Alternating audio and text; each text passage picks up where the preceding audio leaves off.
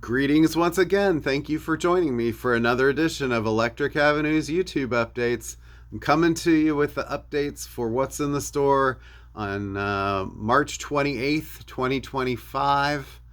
It had hit the 5-year mark of doing these, so I'll go through the new releases, and I got a few record store day things to show you and a recommend for the week. So hopefully this will be a little bit longer than the last couple weeks, although this is already my second time trying to film this one today. So, all right, let's get down to business.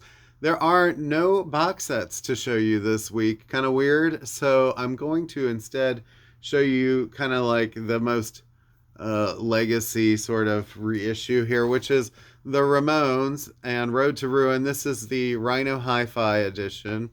So just what you wanted was a really super clean, super, very remastered sounding version of this. I mean, pretty much every pressing of it so far has been pretty punchy and in your face. So I'm sure this is not really that much different. But this was mastered by Kevin Gray at Coherent Audio, the guy that does all the Blue Note and a lot of the original jazz classics reissues. So Rhino Hi-Fi put this out, pressed at Optimal, and this is 180 gram vinyl with a gatefold tip-on jacket. This is the album with I Want to Be Sedated, Go Mental, I Just Want to Have Something to Do, I Wanted Everything, Don't Come Close, Needles and Pins. So I don't know. Ramones get sold short sometimes on their legacy and their records, but even punks like to hear their music clean once in a while. Okay, a lot of new albums this week for once. We usually get so many reissues, but this week it's sort of half and half. Rushmere, the new record from Mumford and Sons, and this is on Bloodshot Red vinyl. Marcus Mumford and company. Marcus is stepping back from, he did a solo record last time that detailed a lot of childhood abuse for him, and that was a more personal record. This is more of the band record getting back together. Granted, they've had some personnel changes necessarily due to some kind of outspoken political members and whatever, but I think that they're trying to kind of put things back together a little bit. And this features Madison Cunningham on one track too. She's also amazing. So on the track Blood on the Page. So new Mumford and Sons, Rushmere, they definitely have a fan base. So really looking forward to this new Lucy Dacus record, Forever is a Feeling. This is the special exclusive signed liquid gold LP. I think that there's like a card or something that's autographed. I don't know if it's done with an auto pen or what, but this is basically her new solo record. She's a member of the trio Boy Genius with Julian Baker and Phoebe Bridgers, and they were super popular a couple years ago, and they're on hiatus so the women can do solo work. And so really looking forward to this. It's even got a track called Modigliani. The song I heard, I was very impressed with. I thought it was great. She's awesome. One of my favorite sort of modern alternative legacy artists now, Destroyer. Dan Bayar and Destroyer. He's a erstwhile member of New Pornographers, actually still a member, I think, with Nico Case. But anyway, this is his new solo record, him and his other band. And this is Dan Bayar's marvelously inscrutable songwriting reaches beyond meaning, says Pitchfork. And this is limited edition Coke bottle and black swirl vinyl, and 9 tracks. Dan is always interesting, and his lyrics are very stream of consciousness, but he sort of reminds me of if you had like a rumpled college professor who is interested in like New Order and Joy Division, giving you like his modern takes on albums. So a lot of modern rock feeling tracks and stuff, but in Dan's own very Canadian way. Go Canada, we love you.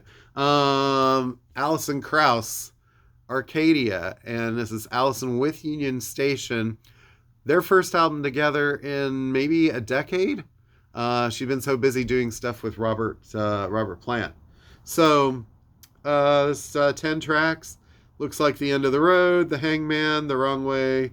Their stuff is pretty Americana, bluegrassy, black vinyl here. So new Alison Krauss and Union Station. New Carlos Santana and Santana's Sentient.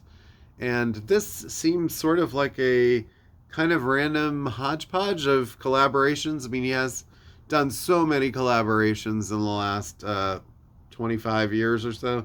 But this one says collaborations revisited and reinvented, featuring Michael Jackson, Miles Davis, and Smokey Robinson. Well, at least two of them are no longer with us.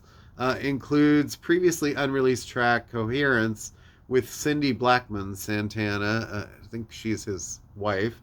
Clear vinyl with purple and orange splatter. And this features Get On, the Sentient version with Miles Davis and Paolo Rustichelli. Also features two tracks with, one with Michael Jackson called Whatever Happens, which I think I've heard that song before. And then Stranger in Moscow without Michael, but is a Michael song as far as I know. And also Let the Guitar Play as the first track, radio version featuring DMC, Daryl McDaniels of Run DMC. So kind of a hodgepodge type album, I think, but interesting choices. Carlos is an interesting guy. Take care of yourself, Carlos. He's doing shows out there and then collapsing on stage and stuff. We don't need that. All right, Deaf Heaven and their new record, Lonely People with Power. Well, you can say that about a lot of people in office today. Amethyst 2 LP indie exclusive vinyl.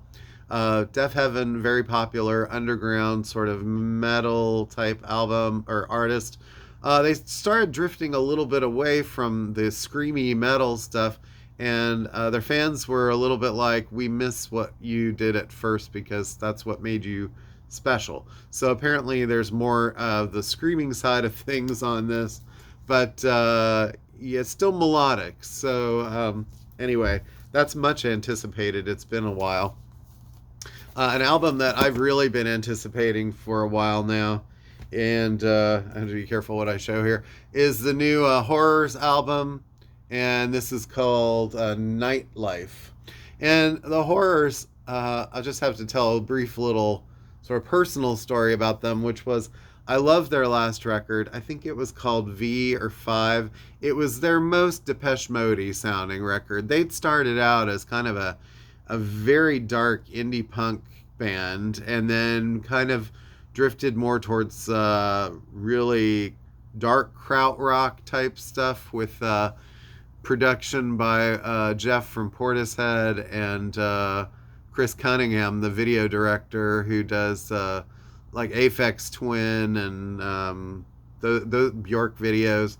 And eventually they got a little bit more sort of like a little more light came into their sound, and they were more kind of almost shoegazy, but not quite, a little more dream pop or dream rock. And then the last record, they went more towards like a Depeche Mode sort of goth pop kind of album, and a little bit New Ordery. I love that record, and I know I probably love it more than a lot of people, but I played it a lot. I had a person in my life who became very ill, and they were in the hospital about 40 minutes away in the city, and I would be driving that 40 minutes to an hour every day. That I took that trip 4 times a day for a couple of months, and that was one of the albums I played over and over. So I was always waiting for the next Horrors record, and here we are 8 years later, and we're finally getting one. The Horrors sort of went through some changes themselves. Their keyboard player left. They tried going back to the original punky sound. People didn't like that so much. Now they added a keyboardist and they're back sort of in that gothy sound that they had maybe around the second album, mixed with the more recent album. So the couple songs I've heard are really great. Can't wait to hear that album. So really looking forward to it. Took 8 years. So thank you, Ferris Badwan. Envy of None. This is the new Alex Lifeson project, second album, Alex from Rush.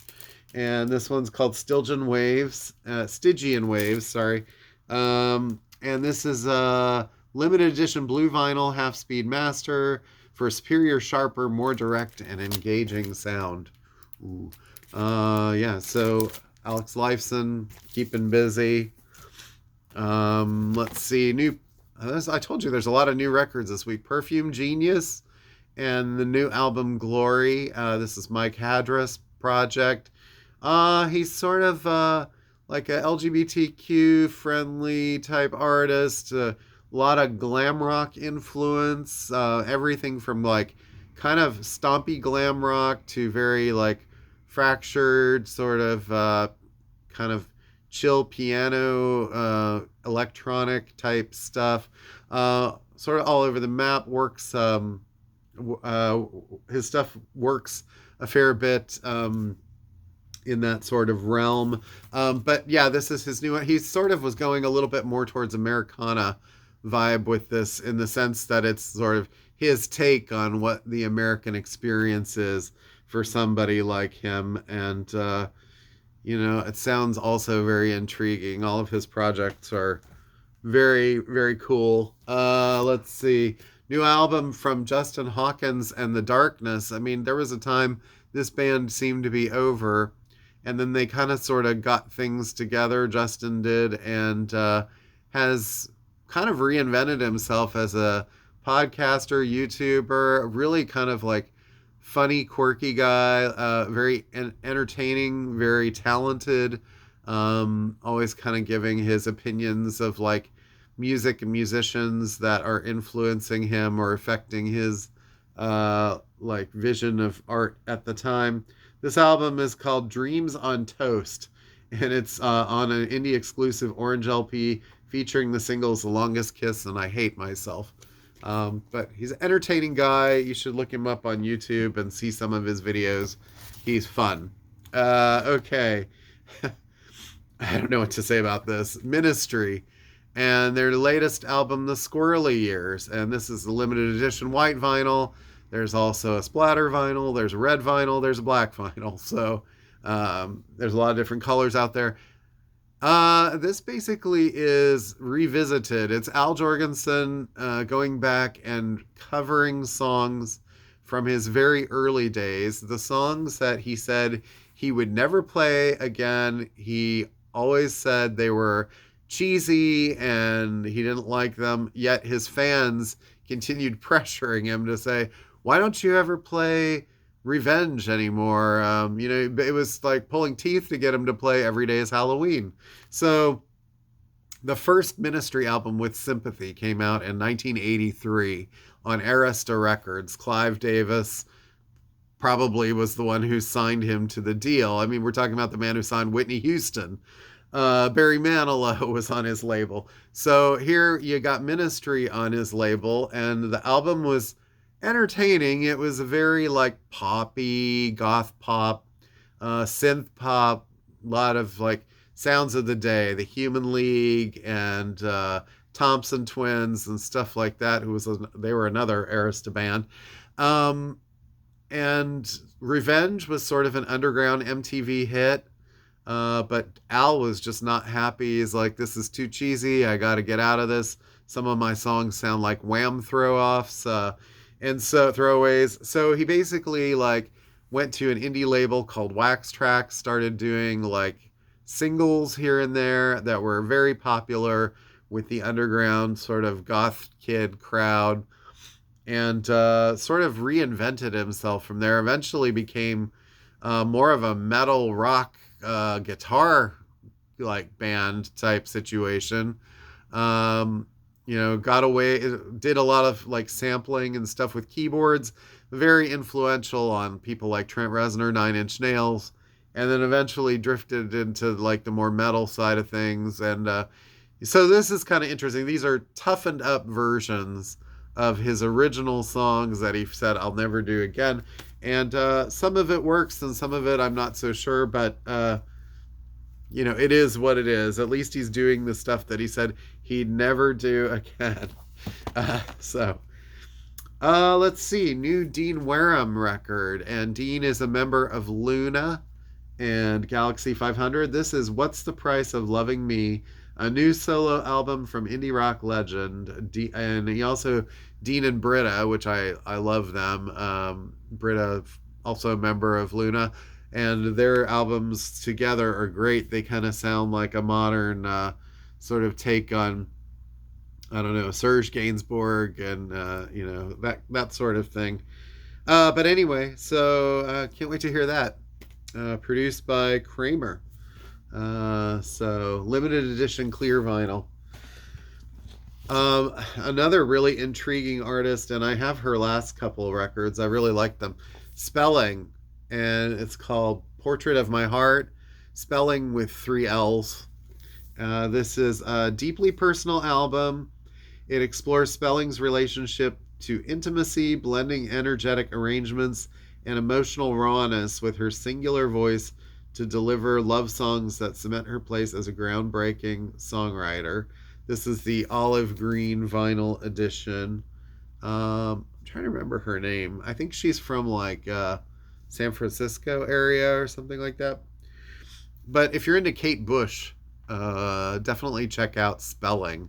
Her last 2 albums, I really like the one especially called Turning Wheel.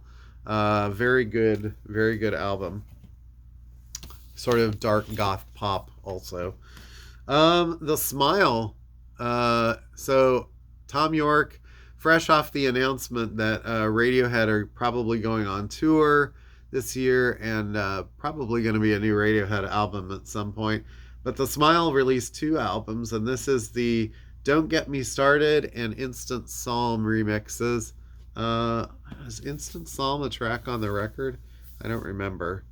But I love The Smile. I think they're great. So this is cool. It's a very limited EP single there.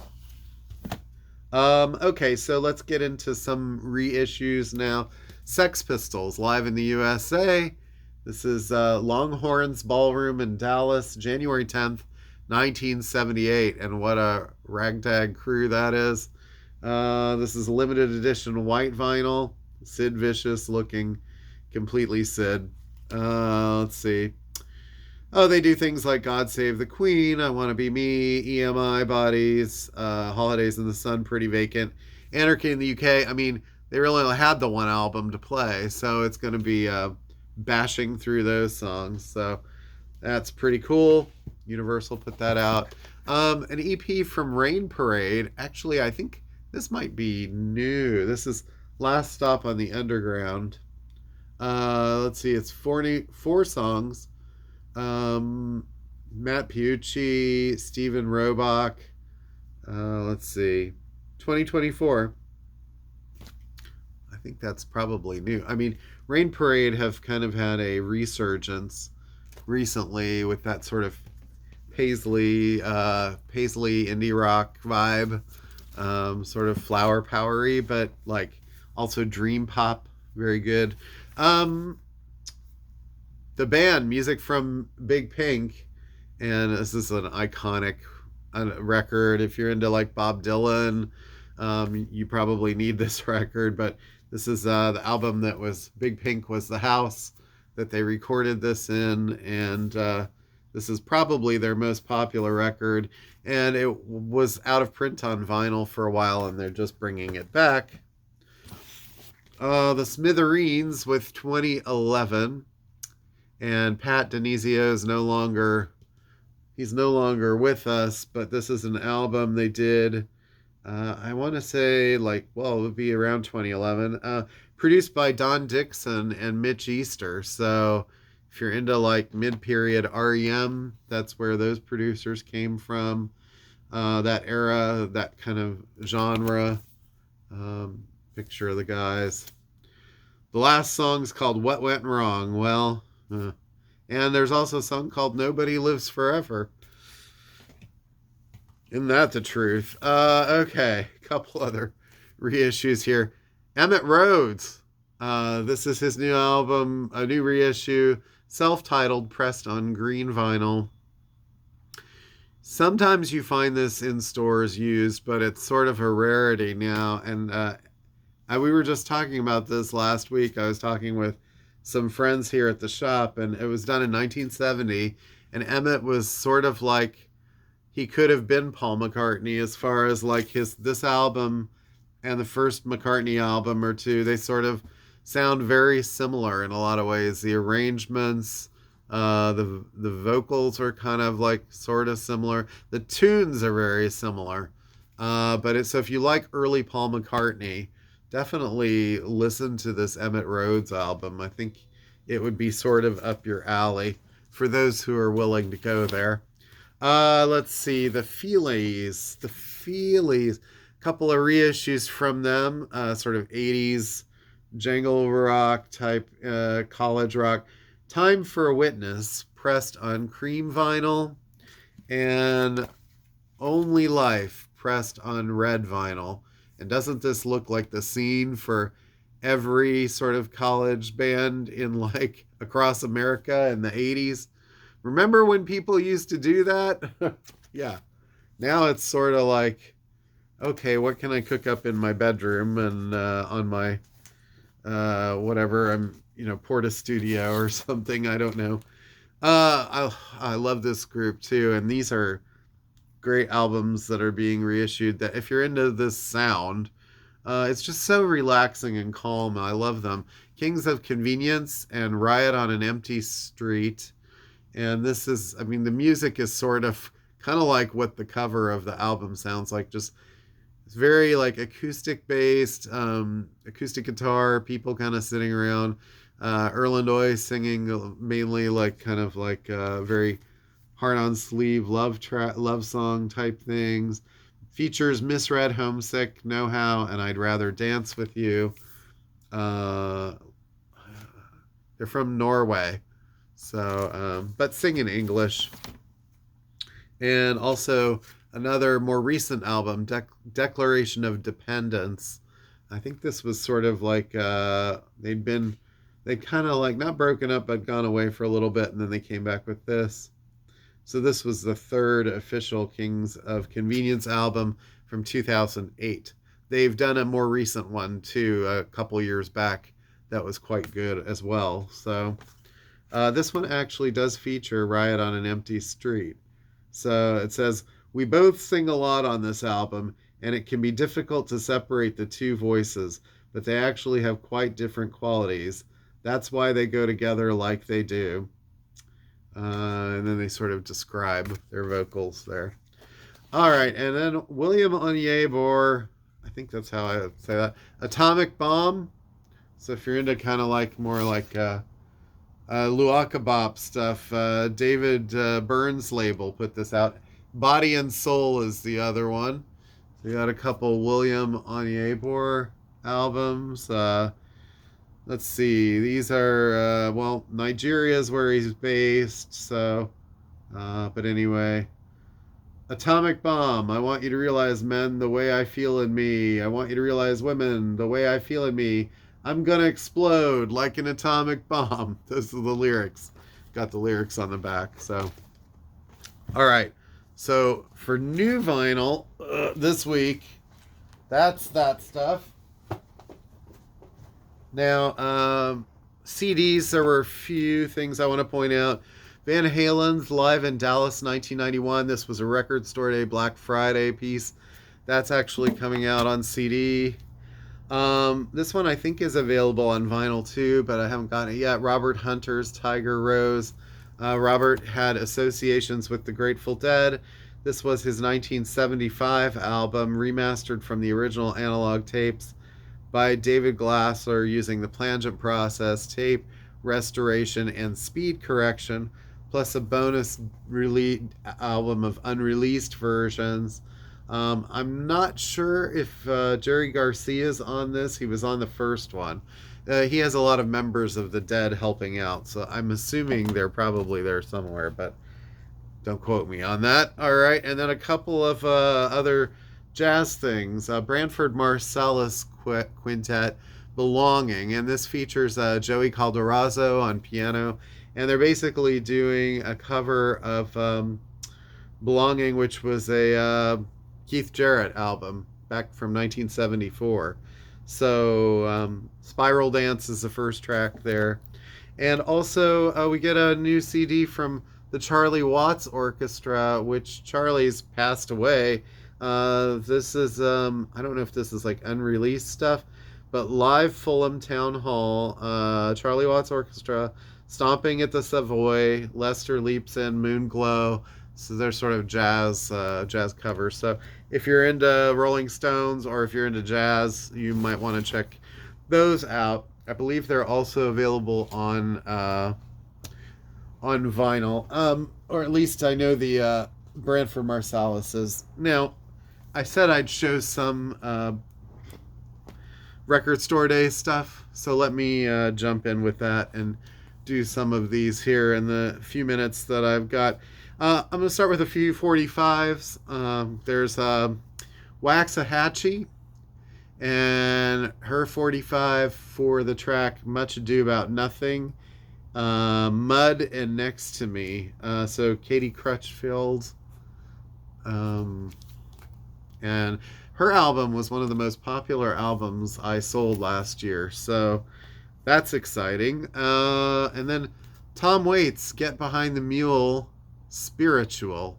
This is obviously way after the fact, but has a spiritual version of that and the album version of that on a 45, a 7-inch. And then also one other 7-inch here, Bluey's Burger Dog. And isn't that so cute? That's a picture disc, and it features Burger Dog and the Bluey theme tune, the Burger Dog version. They do such a cute job with the artwork of Bluey, I think. And I did watch some of the show because I was intrigued, and I'm like, it's one of those shows where you go, I almost wish I was a kid again so I could like enjoy these as a kid, you know. They're so much fun. Had a lot of people ask about Soul Slabs. We got Soul Slabs Volume 4 we'll have on Record Store Day. That is April 12th, Saturday, April 12th, 8 o'clock a.m. That's when these things go on sale. 23 cuts from the Midwest mainstay, ranging from a spectrum of contemporary soulful sounds, funk, R&B, sweet soul, Afrobeat, and heavy instros.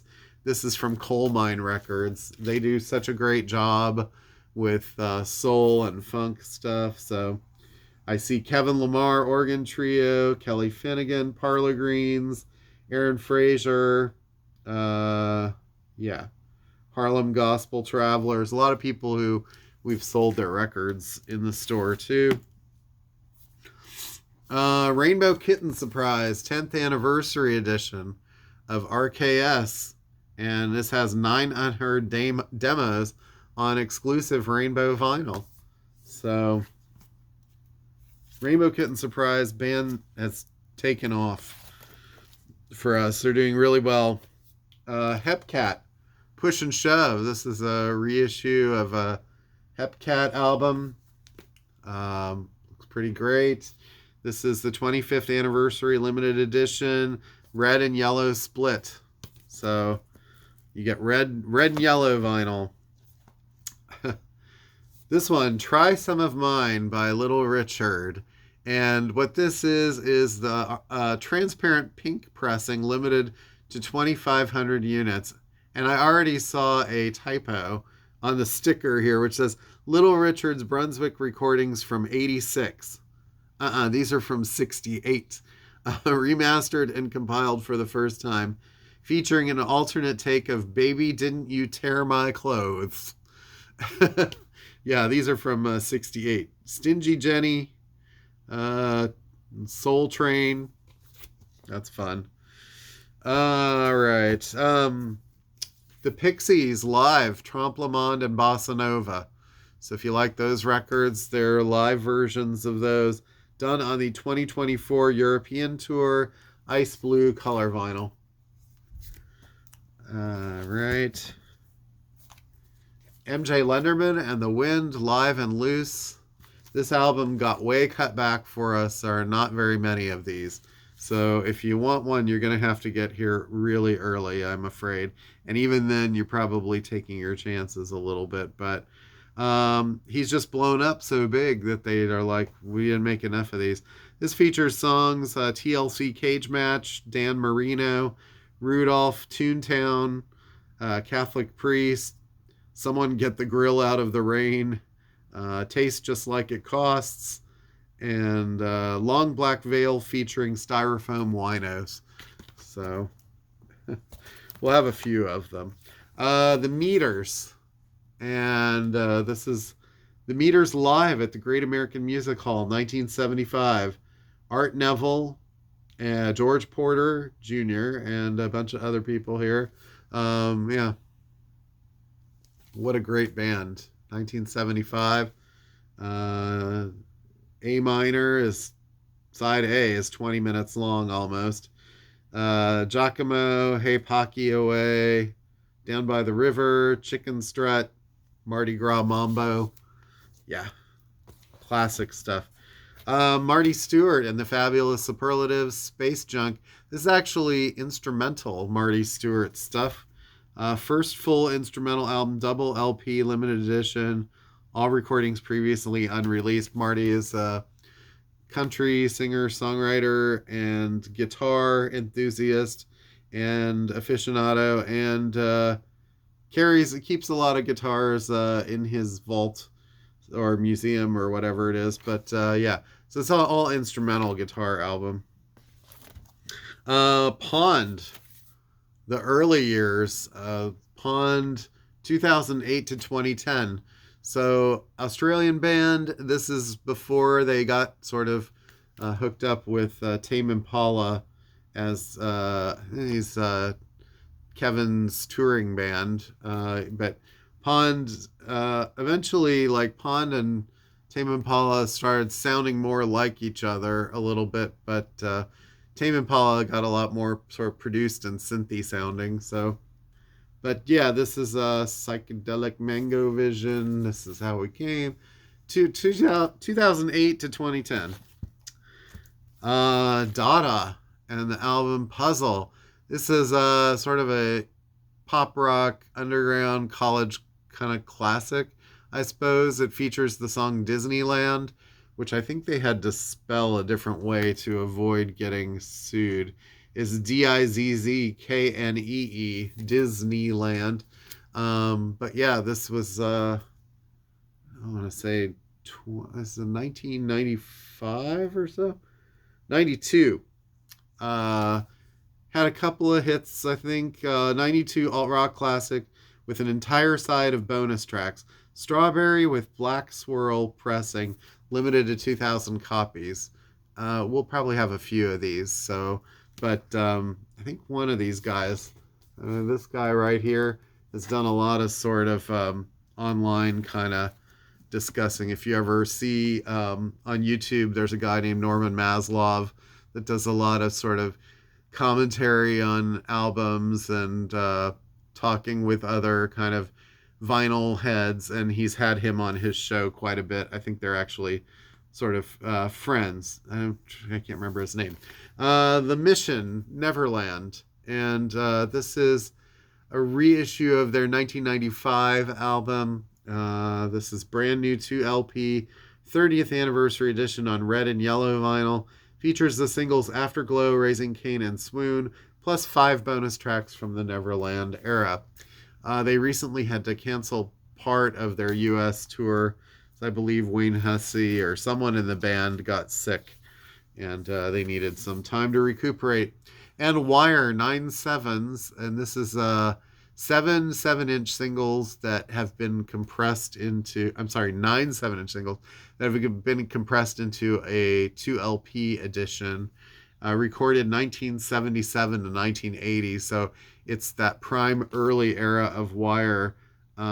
talk about a band that is influential and doesn't get enough respect. I feel like everybody sort of out there is like talking Joy Division, Joy Division, and really, maybe it's because Wire didn't have the same kind of label push or didn't have the same sort of, I don't know, maybe likability factor. I don't know. But great sort of edgy music and really interesting, kind of like maybe not, not so easy to crack as far as like what they're about. Of course, neither were Joy Division. So, but anyway, one of the best sort of early kind of not really new wave, but British underground rock coming out of the punk rock era too. Wire and 9/7s there. All right, I said I would do my recommend this week. I'm going to end with this. So I talked at length. This has been a lot of talking today. I talked at length about the Ministry album that's been reissued, and I want to just give my recommend this week to another Ministry album from 1986. This was a 2 LP re-release that just came out, Twitch. And this album, I don't think it gets enough love. It is so influential to what Nine Inch Nails would become, at least the Pretty Hate Machine era in particular. It's an industrial classic type album. I talked about other bands on here like Skinny Puppy and mentioned Front 242. But this is sort of like, the American sort of, Al was Cuban ancestry, but his stuff is very like he's trying to get away from that real kiddie synth pop, the more Wham's type bass stuff of the first album. He'd done all those Wax Trax EPs. There were like 4 of them, I think, and got a deal with Sire at the time.